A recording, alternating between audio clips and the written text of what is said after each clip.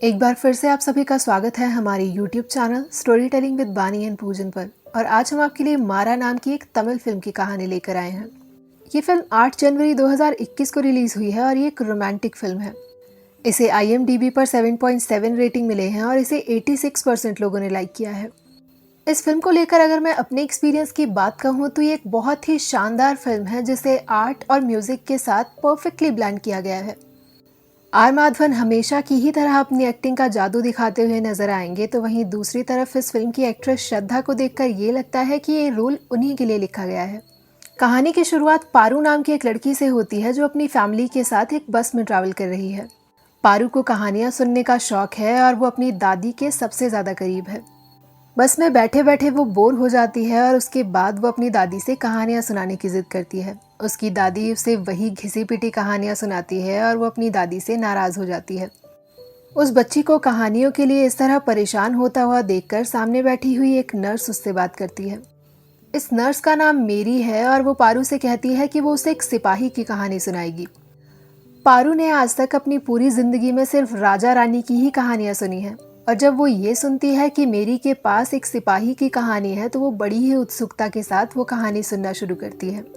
मेरी कहानी सुनाते हुए पारू को कहती है कि बहुत साल पहले एक सिपाही हुआ करता था। इस सिपाही के बारे में सबसे खास बात ये थी कि वो मर नहीं सकता था। वो जिस भी लड़ाई में जाता वो उस लड़ाई को जीत जाता, और इस दुनिया का सबसे बहादुर से बहादुर इंसान भी उसे मार नहीं पाता था। लोगों को यूं तो उसके बारे में बहुत सी कहानियां पता थी, लेकिन किसी को ये बात नहीं पता थी कि उसने अपने सीने में एक बहुत बड़ा राज छुपाया है। उस सिपाही को मारा इसलिए नहीं जा सकता था क्योंकि उसने अपनी जान एक मछली में छुपाई थी। यानी कि उसे मारना तभी मुमकिन था जब कोई उस मछली को मारता। वो सिपाही उस मछली को अपनी जान से भी ज्यादा संभाल कर रखता था, लेकिन एक बार जब वो जंग के लिए गया तो उसके पीछे उसके राज्य में बाढ़ आ गई। उसी बाढ़ में वो मछली तैरती हुई कहीं दूर चली गई। सिपाही जब वापस आया और उसने यहाँ वहाँ मछली को ढूंढा तो उसे वो मछली कहीं भी नजर नहीं आई। उस सिपाही ने पहाड़ और 7 समंदर पार करके उस मछली को ढूंढने की कोशिश की। उसने दिन रात एक कर दिए, खाना पीना छोड़ दिया और वो उस मछली की तलाश में भटकता रहा। और उसका ये पागलपन जायज ही था ना, क्योंकि अपनी आत्मा से दूर कैसे कोई रह सकता था। पारू का कहानी पर से ध्यान हटा और वो उस ट्रेन को देखने के लिए पीछे पलटी। पारू के वापस मुड़ने के बाद मेरी ने वो कहानी दोबारा से शुरू की। राजा को इस तरह तड़पता हुआ देखकर समंदर को उस पर तरस आ गया और वो मछली उसके पास आ गई। इससे पहले कि मेरी ये सुनाती कि कहानी में आगे क्या हुआ, अचानक से पारू की दादी की तबीयत खराब हो जाती है। उन्हें किसी तरह का दौरा पड़ता है और वो अचानक से तड़पने लगती हैं। क्योंकि मेरी एक नर्स है और वो जगह जगह पर मेडिकल कैंप्स में काम करती है, इसीलिए वो उसकी दादी की मदद करने की कोशिश करती है। जब मेरी को यहाँ वहाँ देखने पर कोई भी काम की चीज़ नहीं मिलती तो वो अपने गले में से शंख वाला लॉकेट निकालकर उसकी दादी के हाथ में पकड़ा देती है। इसके बाद सीन सीधा शिफ्ट होता है बहुत साल बाद पर, जहाँ पारू के घर में उसके भाई की शादी हो रही है। पारू के भाई की शादी के साथ साथ उसकी माँ उसकी भी शादी की तैयारी कर रही है। वो पारू को किशोर नाम के एक लड़के से मिलवाती है, लेकिन पारू शादी के लिए अभी बिल्कुल तैयार नहीं है। लेकिन कुछ ऐसा है जो बदल गया है। उस रोज के बाद उसकी दादी बोल नहीं पाई और वो लॉकेट आज भी पारू के घर में पड़ा है। पारू की माँ बार बार उसे शादी के लिए फोर्स करने लगती है और वो अपनी माँ से सिर्फ 1 हफ्ते का टाइम मांगती है। क्योंकि पारू एक रिस्टोरेशन आर्किटेक्ट है, इसीलिए वो एक प्रोजेक्ट के लिए घर से बाहर चली जाती है। पारू अपने काम से एक कोस्टल टाउन में आती है जहाँ उसे अफसल नाम का एक लड़का मिलता है। अफसल पेशे से एक गाइड है और वो रहने के लिए उसे घर दिखाता है। अभी वो अपनी चाबियों से घर का दरवाजा खोल ही रहा होता है कि तभी पारू को एक कुत्ता दिखाई देता है। वो उस कुत्ते को पकड़ने की कोशिश करती है, लेकिन वो अचानक से उसे किसी अनजान गली तक ले जाता है। पारू जब अपने सामने वाली दीवार पर देखती है तो उसे अपनी आंखों पर यकीन नहीं होता। दीवार पर उसी कहानी की पेंटिंग बनी थी जो कहानी उसे बहुत साल पहले मेरी ने सुनाई थी। जैसे ही वो उस पेंटिंग वाली दीवार के पास पहुंचती है वो ये नोटिस करती है कि इस पेंटिंग के अलग अलग हिस्से हैं। जब वो दीवार पर बनी उन पेंटिंग्स का पीछा करती है तो वो पेंटिंग उसे पूरी कहानी की तरफ ले जाती हैं। ऐसी कहानी जो उसके और मेरी के अलावा आज तक किसी ने भी नहीं सुनी थी। आखिर ऐसा कैसे मुमकिन था कि उसकी सारी की सारी पेंटिंग्स दीवारों पर बनी थी। उन्हीं पेंटिंग्स का पीछा करते करते अचानक से पारू एक घर में घुस जाती है जो कि किसी म्यूजियम से कम नहीं लग रहा। लेकिन हैरानी की बात यह थी कि जब वो उस घर की खिड़की पर पहुंचती है तो वो देखती है कि पूरी की पूरी कहानी उसके सामने थी। इस वक्त उसे अपनी आंखों पर भरोसा करना मुश्किल हो रहा था, क्योंकि जिस कहानी को वो इतने सालों से ढूंढ रही थी वो अचानक से उसकी आंखों के सामने आ गई थी।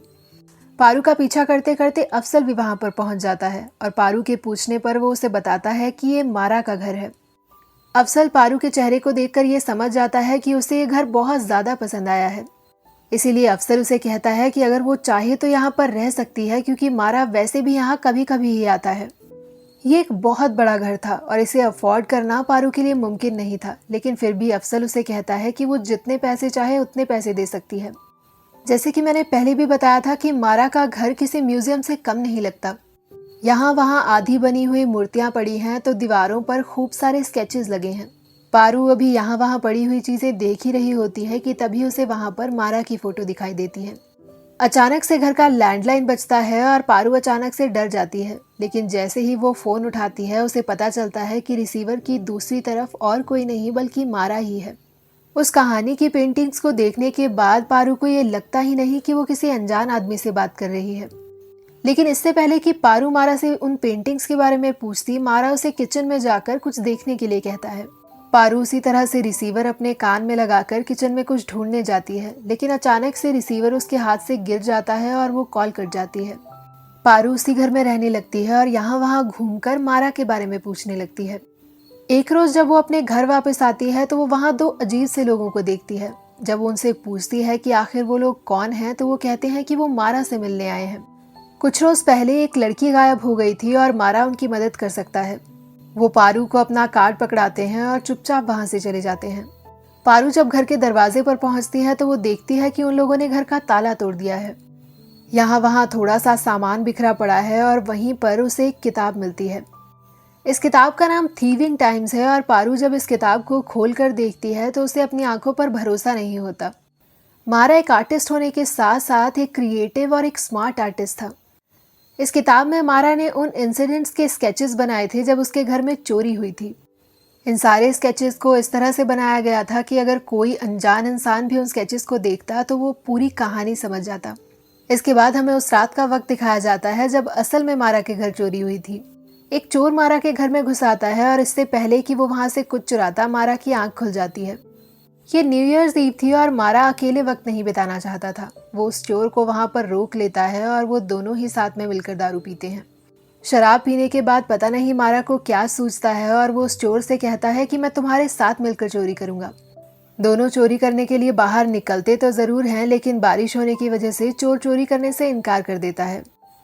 उसके बाद बारिश में घूमता हुआ उन्हें एक कुल्फी वाला मिलता है और मारा उस कुल्फी वाले से कुल्फियां खरीद लेता है। वो कुछ कुल्फियां अपने लिए रखता है, कुछ कुल्फियां चोर को देता है और एक बची हुई कुल्फी को एक सामने खड़ी प्रोस्टिट्यूट को देता है। उस औरत का नाम सेल्वी था और आज से पहले किसी ने उसके लिए ऐसा कुछ नहीं किया था। वो जैसे ही मारा को देखती है वो ये समझ जाती है कि वो एक बहुत अच्छा इंसान है और वो इस बात के लिए उसका शुक्रिया अदा करती है। बारिश रुक जाती है और अब दोनों ही सोचते हैं कि वो चोरी करने जाएंगे। चोरी करने के इरादे से वो लोग एक घर की छत पर चढ़ जाते हैं। स्लेट हटाकर जब वो नीचे देखते हैं तो उन्हें दिखाई देता है कि एक लड़की ने अपने सर पे गन तानी हुई है। अचानक से गोली चलने की आवाज आती है और मारा चिल्लाता है, लेकिन उसके बाद के स्केचेस गायब हैं। पता नहीं क्यों, लेकिन पारू अब पागलों की तरह यहाँ वहाँ कुछ ढूंढने लगती है। उसे अनजान लोगों के बने हुए कुछ स्केचेस मिलते हैं और इन स्केचेस को लेकर वो अफसल के पास जाती है। वो अफसल और अपनी दोस्त से कहती है कि वो मारा से मिलना चाहती है और उसके बारे में सब कुछ जानना चाहती है। अफजल को ये सुनकर हैरानी होती है कि आखिर उसे मारा में अचानक से इतना इंटरेस्ट क्यों आ गया है। इस पर पारू उसे वो स्केचेस पर बनी हुई किताब दिखाती है और वो उसे कहती है कि उसे इस पूरी कहानी के बारे में जानना है। अफसल की मदद से एक एक करके पारू उन लोगों से मिलना शुरू करती है जो कि मारा को बहुत करीब से जानते थे। सबसे पहले वो लोग उस्मान भाई के पास जाते हैं जो कि एंटीक्स की एक दुकान चलाते थे। मारा के बारे में बताते हुए उस्मान भाई कहते हैं कि गवर्नमेंट ने इस टाउन को डिमोलिश करने की इजाज़त दी थी, लेकिन मारा ने अपनी पेंटिंग्स के जरिए इस जगह को एक आर्ट पीस बना दिया। उसकी बनाई हुई पेंटिंग्स को देखने के लिए टूरिस्ट यहाँ पर आने लगे और अचानक से ये टाउन इतना ज़्यादा फेमस हो गया कि गवर्नमेंट ने उस डिमोलिश के लिए स्टे ऑर्डर दे दिया। और उसके बाद उन्हें मारा को देखकर ये समझ आया कि दुनिया को बचाने के लिए सिर्फ एक सच्चे कलाकार की ज़रूरत है। पारू मारा की इस कहानी में इतनी ज़्यादा खो चुकी है कि वो अपने घर की कॉल्स तक इग्नोर करने लगी है। उसकी माँ ने उसे अशोक से बात करने के लिए कहा था, लेकिन वह अशोक से बात करना भूल गई थी। जब उसकी माँ उससे पूछती है कि क्या उसने अशोक से बात की, तो वो अपनी माँ से झूठ कह देती है कि उसने अशोक से बात कर ली है, और इतना ही कहकर वो फ़ोन काट देती है। अफसल जब मारा के बनाए हुए उन स्केचेस को एक एक करके देखता है तो उन स्केचेस में वो चोकू नाम के एक इंसान को पहचान लेता है। चोकू पायरेट्स क्लब में काम करता था और अफसल और पारू वहाँ पर उससे मिलने पहुँच जाते हैं। चोकू धीरे धीरे ये नोटिस कर लेता है कि पारू और अफसल उसका पीछा कर रहे हैं, और इसीलिए वो उन दोनों पर हमला कर देता है। डर के मारे पारू के हाथ से वो स्केचेस गिर जाते हैं, लेकिन चोकू जैसे ही उन स्केचेस को देखता है और वहाँ पड़ी हुई मारा की फ़ोटो देखता है, वो उनसे अच्छे से बात करने लगता है। मारा के बारे में बताते हुए चोकू उस शाम का जिक्र करता है जब वो, मारा और सेल्वी एक साथ एक बोट पर थे।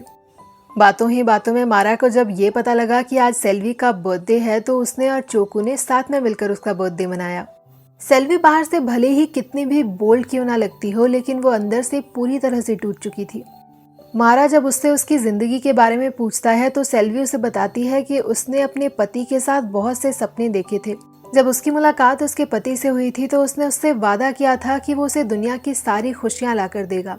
लेकिन आज जब वो इतने सालों के बाद पीछे मुड़कर देखती है तो वो इस बात को समझ ही नहीं पाई कि वो उसे एक प्रोस्टिट्यूट बना देगा।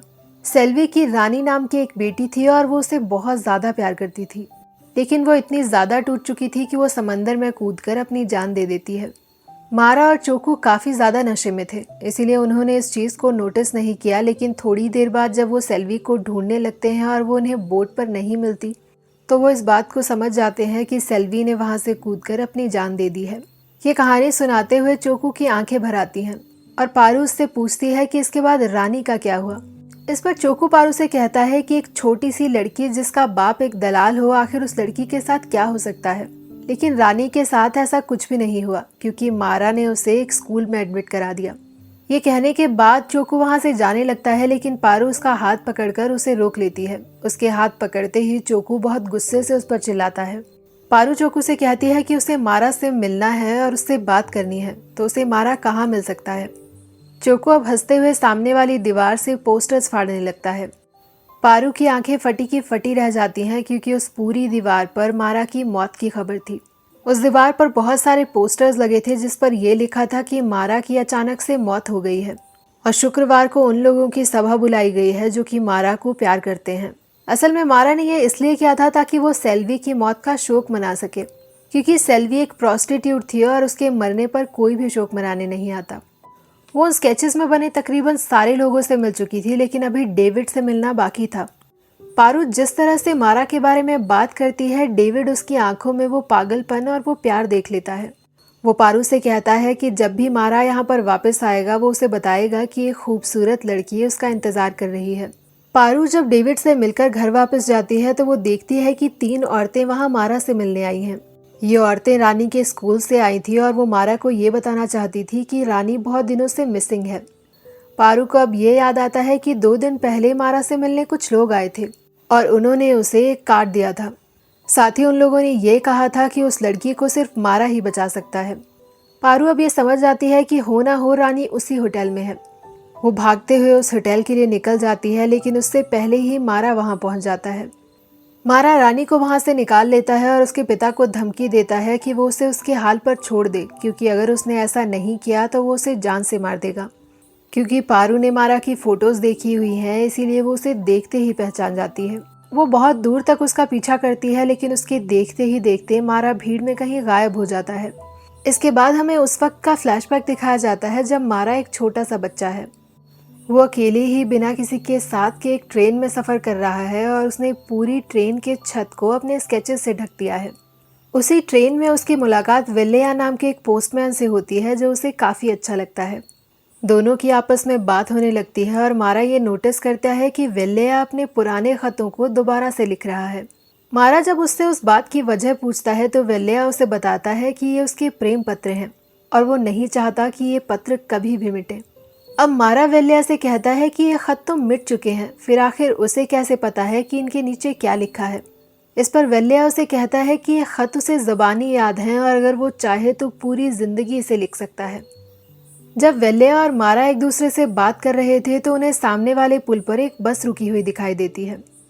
और ये वही बस थी जिसमें पारू अपने परिवार के साथ सफ़र कर रही थी। पारू जब एक रोज़ मारा के घर में उठती है तो वो देखती है कि उसके घर के दरवाजे पर कोई सो रहा है। मारा ने सारे के सारे स्केचेस को इतने अच्छे से बनाया था कि पारू को ये समझने में देर नहीं लगती कि ये इंसान और कोई नहीं बल्कि वो चोर ही है। चोर पारू को देखकर डर जाता है और वहाँ से भागने लगता है, लेकिन तभी पारू उसे रोक लेती है और उसे वो किताब दिखाती है। चोर उस किताब को देखकर बहुत ज़्यादा खुश होता है और उसे अपनी आंखों पर भरोसा ही नहीं होता कि उस पूरी कहानी को मारा ने इतनी खूबसूरती से बयान किया था। पारू अब उसे बताती है कि वो मारा को बहुत अच्छे से जानना चाहती है और इसीलिए वो उस घर में जाना चाहती है जहाँ पर वो लोग उस रोज़ चोरी करने गए थे। उस चोर को ये बिल्कुल पागलपन जैसा लगता है, लेकिन पारू जब उसे बार बार रिक्वेस्ट करती है तो वो उसे उस घर तक ले जाता है। पारू जब उस घर से बाहर निकल कर आती है तो वो अपना सारा सामान पैक करके एक गांव में चली जाती है।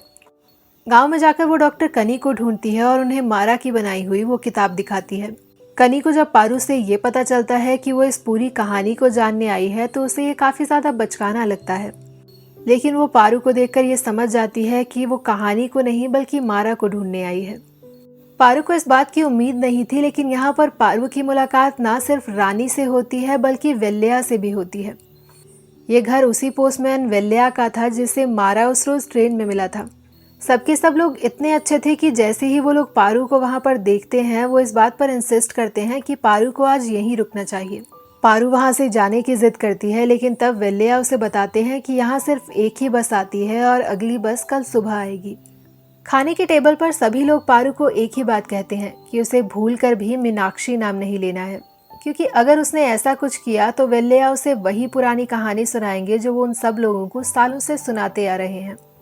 सब लोगों के इनकार करने के बावजूद भी पारू वेल्या के सामने मीनाक्षी का नाम लेती है और इसके बाद वेल्या उसे बताते हैं कि 50 साल पहले वो मीनाक्षी नाम की एक लड़की से बहुत प्यार करते थे। उन दिनों किसी भी लड़की से बात करना और उसे अपने दिल की बात कहना बहुत मुश्किल था, लेकिन फिर भी वेल्या ने पूरी हिम्मत जुटाई। उन्होंने अपने प्ले के हर डायलॉग में वो बात कह डाली जो वो मीनाक्षी से हमेशा से कहना चाहते थे। मीनाक्षी के अलावा भी बाकी सब लोगों को ये पता चल गया कि वो मीनाक्षी से बहुत प्यार करते हैं और इसके बाद मीनाक्षी के लिए मुश्किलें काफ़ी ज़्यादा बढ़ गईं। और फिर वो दिन आया जब उनके गांव में बाढ़ आई और पूरे के पूरे गांव को खाली कर दिया गया। 50 साल पहले का वो आखिरी दिन था जब उन्होंने मीनाक्षी को आखिरी बार देखा था और उसके बाद उन्हें ये पता ही नहीं है कि मीनाक्षी और उसका परिवार कहाँ चले गए। सब लोग अब वेल्या की टांग खींचते हुए उन्हें ये कहते हैं कि इनके पास मीनाक्षी की एक फ़ोटो भी है जिसे वो हमेशा अपने तकिए के नीचे रखते हैं। अगली सुबह कनी पारू को उस रात की पूरी कहानी बताती है। उस रात जब उसने अपने सर पर बंदूक तानी थी तो अचानक से मारा छत से कूद पड़ा। उसने उसे सुइसाइड करने से तो रोक लिया, लेकिन आज भी वो एक गिल्ट की आग में जल रही है। वो पेशे से एक डॉक्टर थी और एक ऑपरेशन के दौरान उससे एक 10 साल की लड़की की मौत हो गई थी। मीडिया वालों ने इस चीज़ को बहुत ज़्यादा उछाला और सब लोगों ने उसकी बहुत बेइज्जती की, लेकिन उसे सबसे ज़्यादा तकलीफ इस बात की थी कि वो ज़िंदगी को बचा सकती थी, लेकिन उसकी मौत सिर्फ उसकी गलती की वजह से हुई। लेकिन उसके बाद मारा उसे इस गांव में वेल्या के घर पर लेकर आया और उसके बाद वो यही गांव में रहकर लोगों का इलाज करती है। इस कहानी को जानने के बाद पारू को वहाँ से जाना पड़ता है। जब वो अपना सामान पैक कर रही थी तो कनी उसके पास आती है और उसे कहती है कि ये तो हो ही नहीं सकता कि वो सिर्फ कहानी जानने आई हो। वो इस बात को अच्छी तरह से जानती है कि वो सिर्फ मारा से मिलने आई है। कनी पारू को बताती है कि मारा उनसे मिलने साल में सिर्फ 2-3 बार ही आता है, लेकिन अगले दिन वेल्या का बर्थडे है और मारा उनसे मिलने ज़रूर आएगा। जैसे ही पारू ये बात सुनती है कि मारा कल आने वाला है, उसके चेहरे पर एक अजीब सी मुस्कान आती है। भले ही उसे इस बात का भी एहसास ना हो, लेकिन कनी ये बात समझ जाती है कि वो मारा से बहुत प्यार करती है। वेल्या और पारू अब बैठकर मीनाक्षी के बारे में बात करते हैं। वेल्या उसे बताता है कि उसने 27 साल तक पोस्टमैन की जॉब सिर्फ इसलिए की ताकि वो गांव-गांव में घूम सके। वो जब भी किसी का दरवाज़ा खटखटाता था तो उसे ये लगता था कि शायद मीनाक्षी ये दरवाज़ा खोलेगी। भले ही मीनाक्षी को देखे हुए 50 साल हो गए हैं, लेकिन वेल्या को आज भी ये उम्मीद है कि वो मीनाक्षी से ज़रूर मिलेंगे।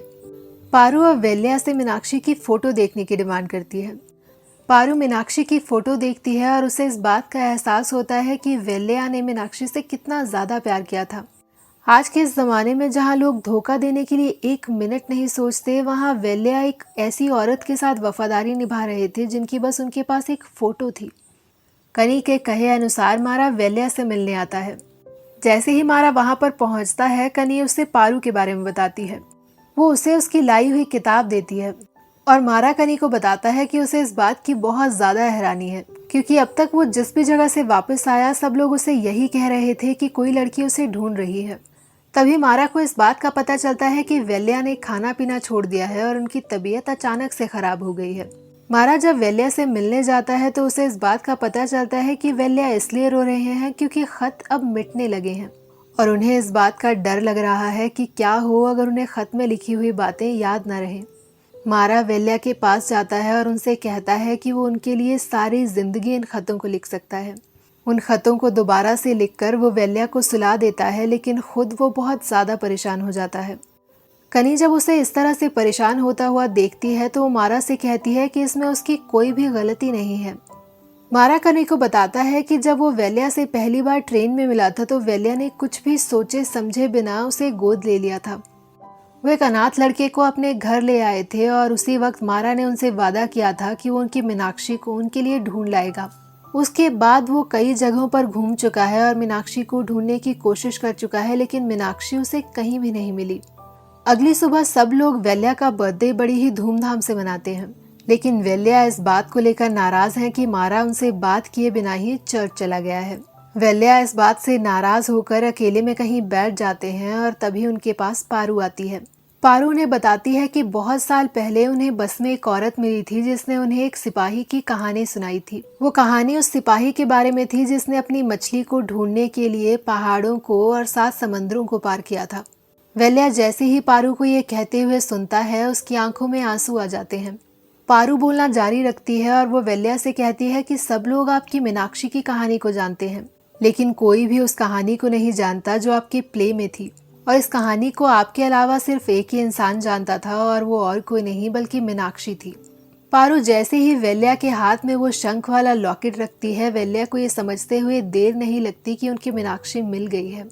पारू उन्हें बताती है कि उन्होंने कभी भी शादी नहीं की और जगह जगह मेडिकल कैंप्स में जाकर लोगों की सेवा की।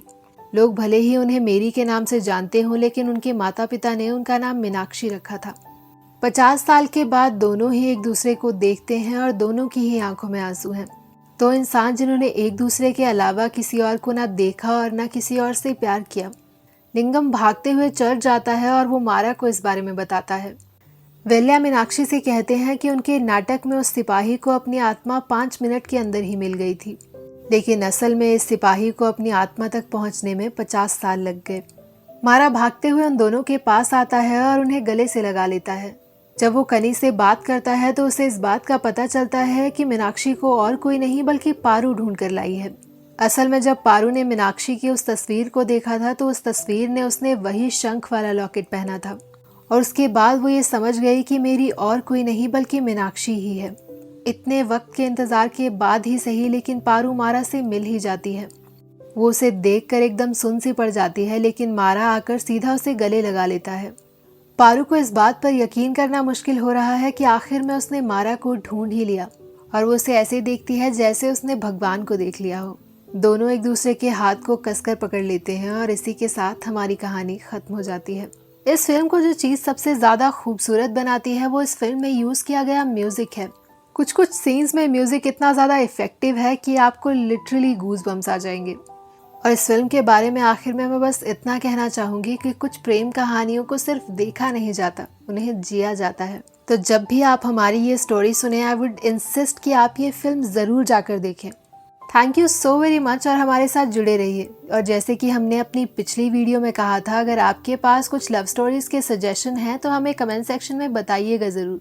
Thank you so very much guys and stay connected.